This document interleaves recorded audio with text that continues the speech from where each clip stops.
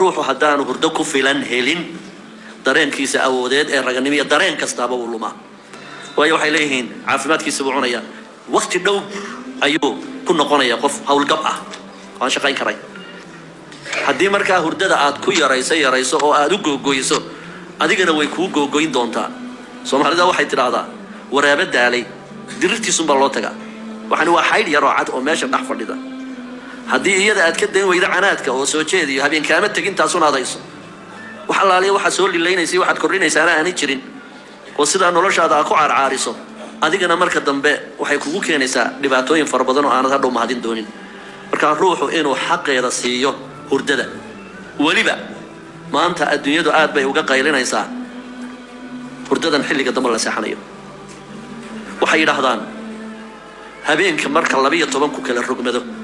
waa cilmi baarisihi ugu dambeeyay hadda ay soo saareen habeenka hadii 12 ku kala rogmado waxa bilaama riyooyinka mar hadii 12 ama imika seexo 12 ama kooda seexo mar alaali marka aad seexato hadii 12 ka dhaaftoba waa inaad la bilowdaa riyo ilaa inta salaada ay gaarayso hadii ay riyo bilaabantana macnaheedu waxa weeyaan maskaxdii haafan haaf bay u shaqaynaysaa laakiin hadii 12 iyo wixii agagaarkeeda aad seexiso nafta saacadaha jira la yiraahdo hurda dakhar oo qofku uu galayo hurdo mood oo fog oo camiiq ah hurdada way hurdada faa'iidada ku jirta waana taa nabigeenu inagula dardaarmay calayhi salaatu wasalaam hadda salaada cishaa tukataan alhadith ba'da al-ishaa makruh war salaada cishaa wixii ka dambeeya sheekadu waa mamnuuc waa karaahiyo ee salaada cishaa marka tukataan iska seexda waxa suurtagal ah haddaad saacadaysato in labada ama saddexdaba ay ka dhamaato hurdo aad si fiican u seexatay cibaadadii waxaad qabsanayso dhan markaa ay ku islaaxaan marka iyaakum as-sahar waxaan aad iyo aad idin kala dardaarmaya asaagina wax la qaybsataane soo jeedka habeenkii saamaleelka habeenkii iska ilaaliya caalamku way yaqaaniin shaqada habeenkii la qabtaa inay qofka hadima ku tahay ruuxa habeenkii shaqeeya uu ka mushahar badan yahay ruuxa maalintii shaqeeya inna laka fi an-nahari sabhan tawila maalintii baa ilaahay shaqada ugu tala galay waayo waxay og yihiin ruuxan habeenkii shaqeeya gunno badan baa la siinayaa wuxuu cunayaa waan caafimaadkiisa buu cunayaa sida darteed baa 4 saacadood ee maalintii la shaqeeyo iyo waxa isku qiimo ah 2 saacadood ee habeenkii aad shaqeyso dadkan maxaan ku dhahaa maskaxda qofka bini'aadmiga hadii daraasay waayo waxay leeyihiin caafimaadkiisa buu cunayaa waqti dhow ayuu ku noqonayaa qof hawlgab ah aan shaqayn karay marka waxa muhiim ah nahnu almuslimuun diin baan haysanaa caafimaadna aan lagu gaaraynin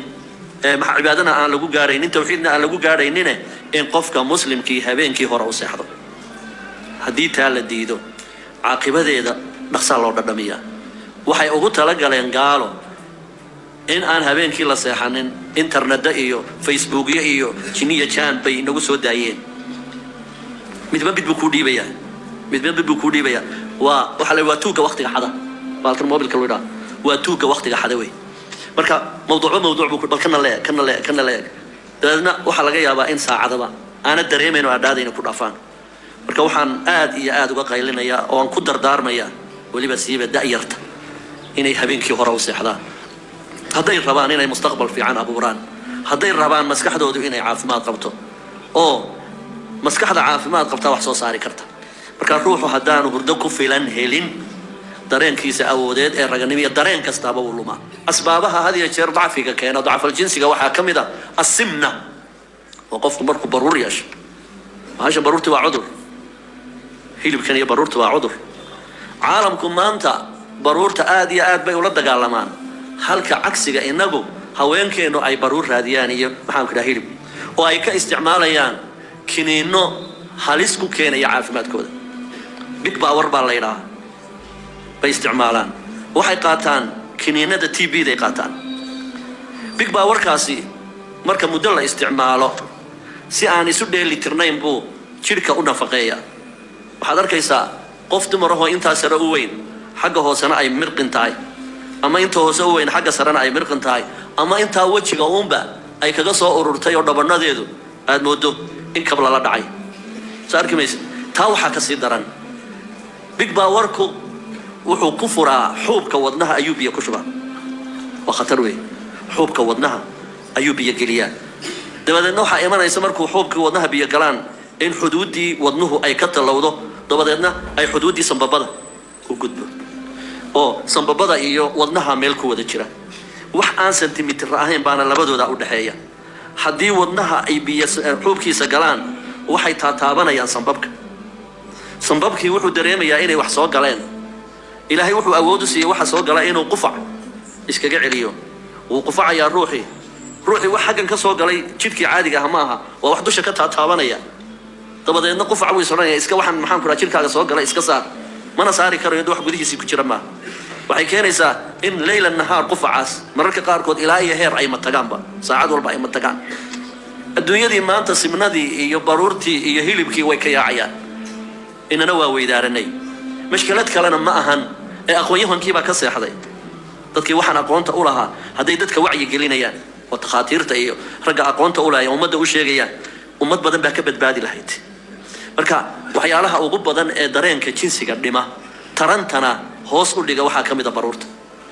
qoftu hadday buuran tahay waxaa laga yaabaa inaanu raximkeeduma ilma qabsan waa maxay sababtu waxa weeye sababtu jirkeennu wuu isu dheeli tiran yahay dherarkeenna iyo dhumucdeennu way isu dheeli tiran tahay haddii hilib ka dheeraada jirkaaga uu soo fuulo waxaa waajib ku noqonaya wadnuhu inuu deebeeliyo inuu siiyo nafaqadii marka xubnaha aan yahlaa shaqaynin ayaa laga soo garoocaya xubnaha aan inta badan marmar un dee shaqeeya sida raximka oo kale raximku dee marmar buu shaqeeyaa inta badanna ma shaqaynayo marka uu dee xaydka keenayo mooyaane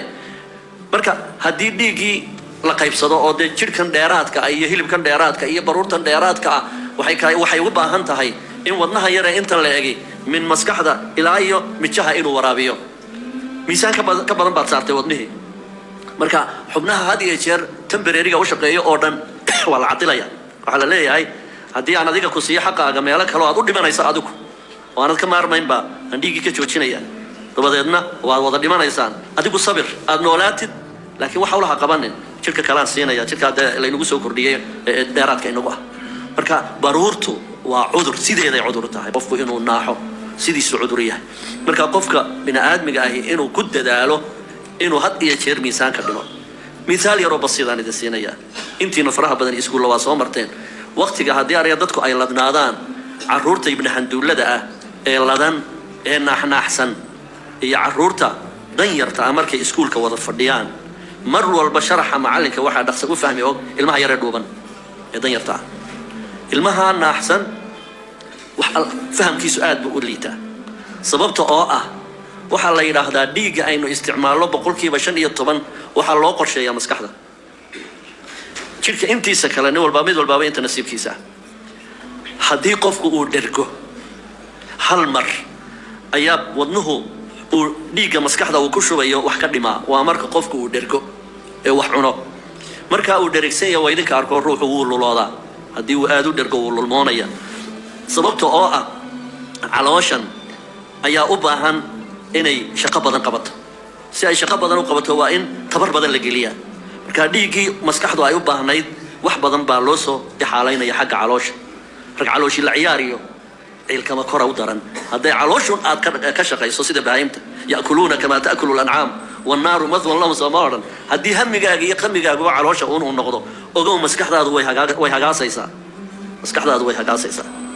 marka calooshan in shaqada laga yareeyo si maskaxdu ay u noqoto maskax waafi ah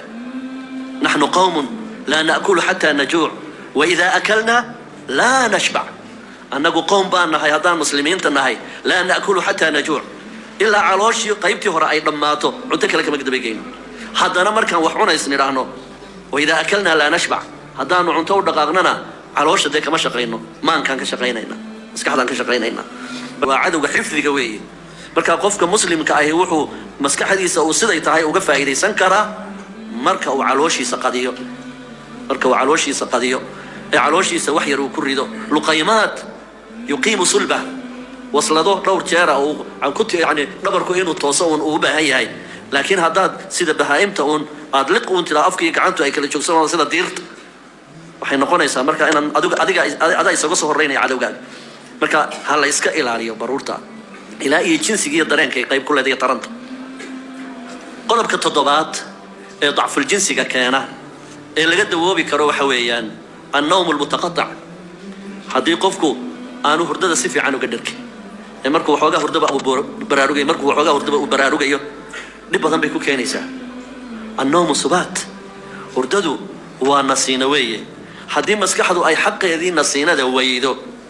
waxay keenaysaa iyana ay jamuuc kugu noqoto inay amar diido kugu samayso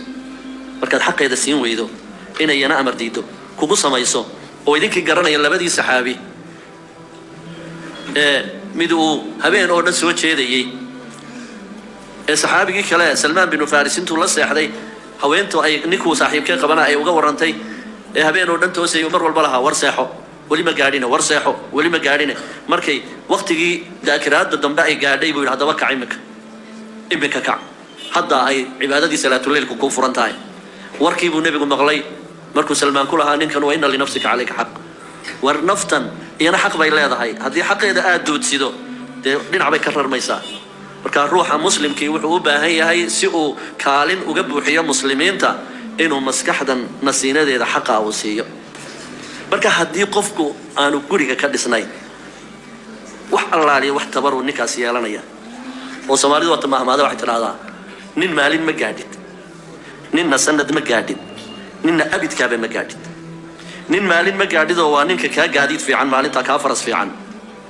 ninna sanad ma gaadhido sanadka haday beertu ka bacdo isagana beertu ay u baxdo sanadka uu ka dhaqaale roonaanaya ninna abidkaaba ma gaadhido waa ninka ka naag fiican culimada tafsiirkuna markay ka waramayaan rabbana aatina fi dunya hasana wa fil aakhirati hasana wa qina cadaab an-nar بعض المفسرين waxay leeyihiin fi dunya hasanadan lagu sheegayaaba waa zawjo baari'a marka ilaahay ku siiyo subhanahu wa ta'ala waxay ka waramaan Soomaalidu niman baa bari duulay dagaalkii baa lagaga soo adkaaday nin geesiya buu ahaa oo wacdara muujiyay uu soo baxsaday waa la soo eriyaday ninkuna nin dhibaato badan u geystay buu ahaa cadawga markii reerkii uu u muuqday reerkiisii oo inuu soo guriga galaba ku dhawaaday ayuu ninkii istaagay baa leeyahay cadawgii eriyanayay baa soo gaadhay markaasuu ninkii ciidanka watay war haadhe wata ku qaban weyna markii reerkii aad magan galeysay ku dhawaaday maxaad istaagtay wuxuu yiri inaan istaagay soo meydnaan arkaynaa markaan reerkii arkay baa waxaan xasuustay reerka yani xaaska ii jooga guriga inay geeridu ka wacan tahay xaaska guriga ii jooga inaan iska dhintaa inay iga wacan tahay nolol kuma nooli silic baan ku noolahay ninkii ciidanka watay baa war naga sii daayo horukan igu dhintay ma noolahay inaga sii daayo marka ruuxu hadaanu guriga ka dhisnayn oo qoyskiisu aanu taban taabinayn wax allaaliya wax natiijo ah oo nolosha uu ka keenaya ma jirto